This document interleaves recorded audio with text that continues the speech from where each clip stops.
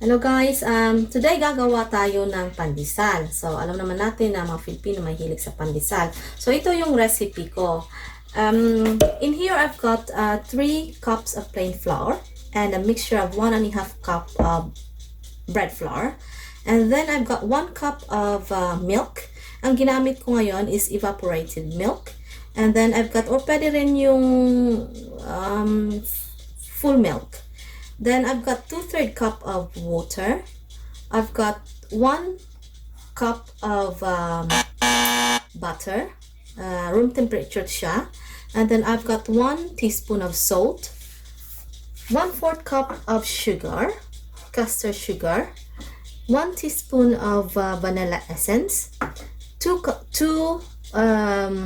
medium-sized egg. Then I've got 2 teaspoon of yeast. Ready to use the yeast, and then I've got 3 tablespoon of powdered sugar. And so yan lahat ang ingredients o sangkap natin para sa pandesal. I'm just gonna put 3 cups of mixed flour into the bowl.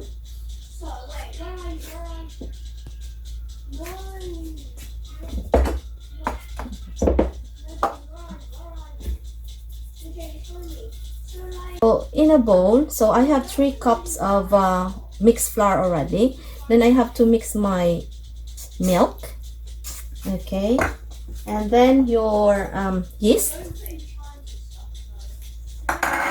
So i-mix mo muna yan para siguradong mahalo siya. Yan lang.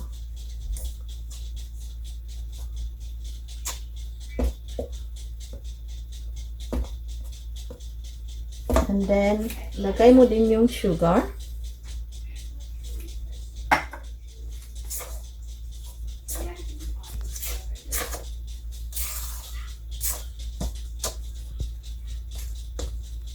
And then, so make a wheel at the middle.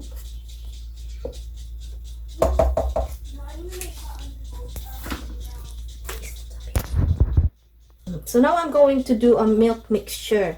Itong ginagawa ko. So that's the milk. I put in my water and then my butter. Yeah. So i-heat up ko lang ito sa microwave ng about mga 1 minute.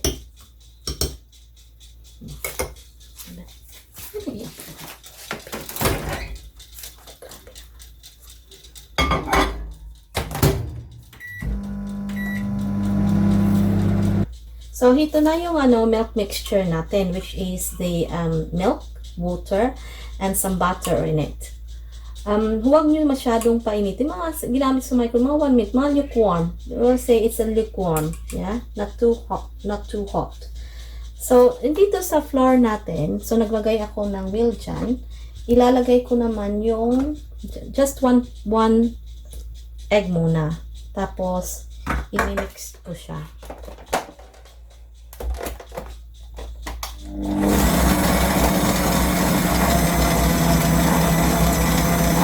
So, 1 at a time lang paglagay natin ng egg.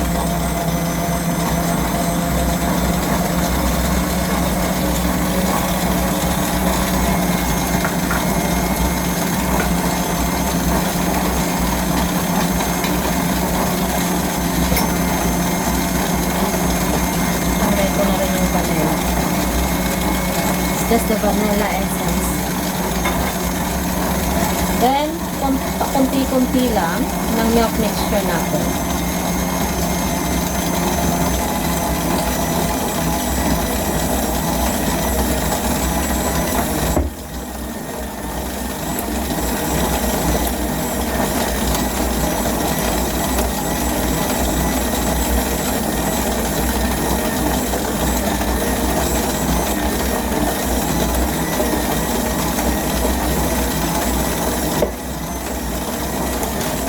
So, ngayon maglalagay na naman ako ng 1 cup ng flour.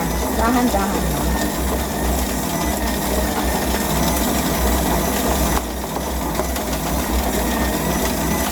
And then a little bit of some milk mixture then.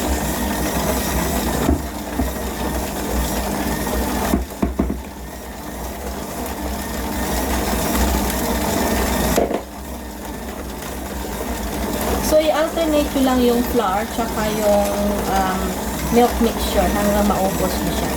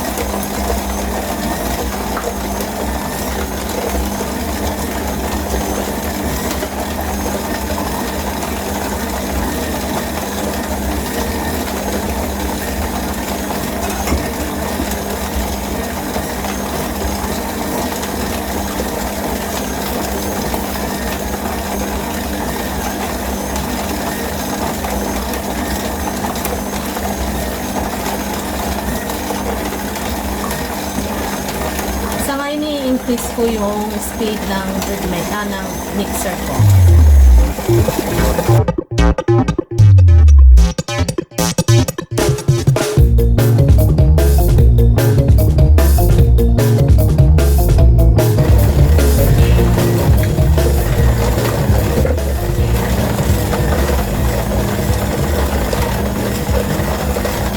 Yung dough. Ang gagawin natin ngayon, tanggalin muna natin. So,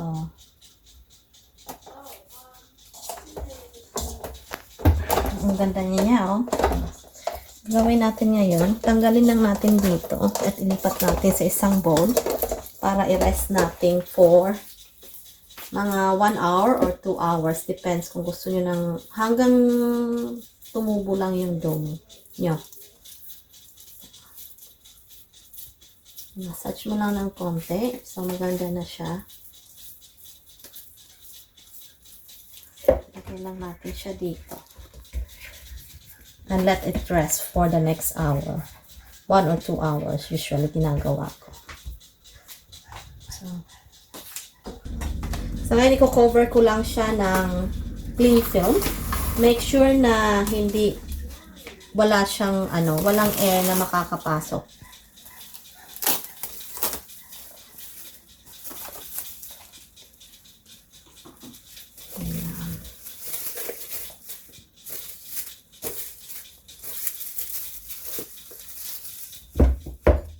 At ililib ko lang siya dito sa kusina namin kasi sa ngayon mas maganda ang temperature dito.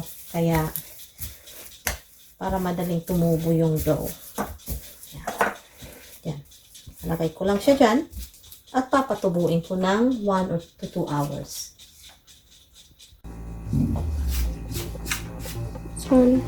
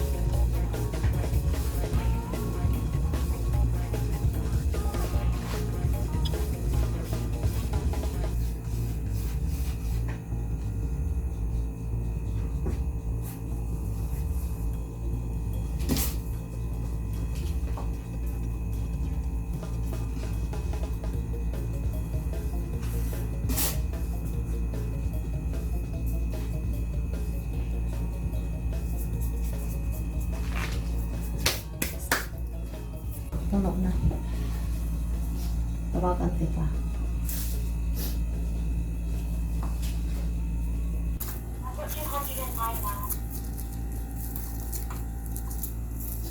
Oh, so guys, ito na oh, na form na pandesal.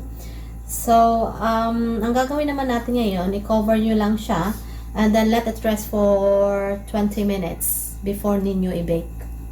Okay, para maano natin na mag-rise pa siya ng konti. Ito siya oh. So, we'll have to wait another 20 minutes and then we bake it.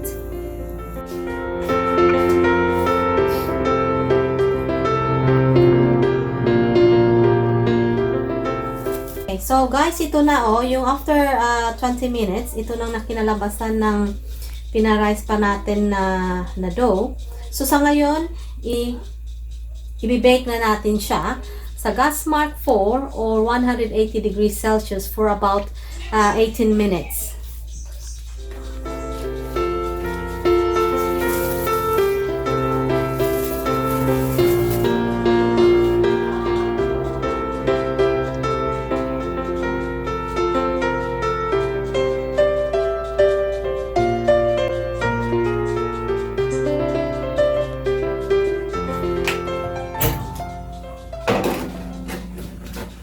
Pina-preheat ko na pala yung oven bago na i-preheat nyo muna yung oven bago nyo i-bake yung pandesal.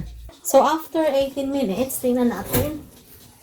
Okay, ito na yung pandesal natin. Ito na siya. Okay. Ayan.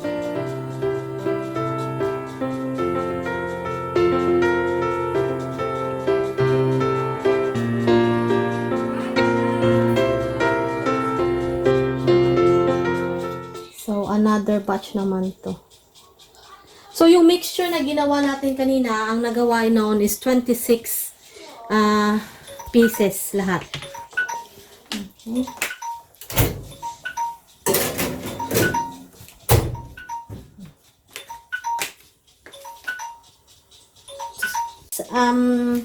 Kanina nung chinek ko siya after 18 minutes, medyo maputi pa siya ng konti. So, ang ginawa ko, inano ko siya up to 20 minutes. So, after 20 minutes, itong kinalabasan niya.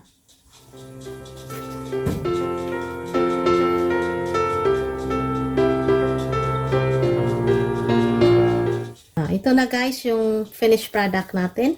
So, ipapakita ko sa inyo na very spongy siya.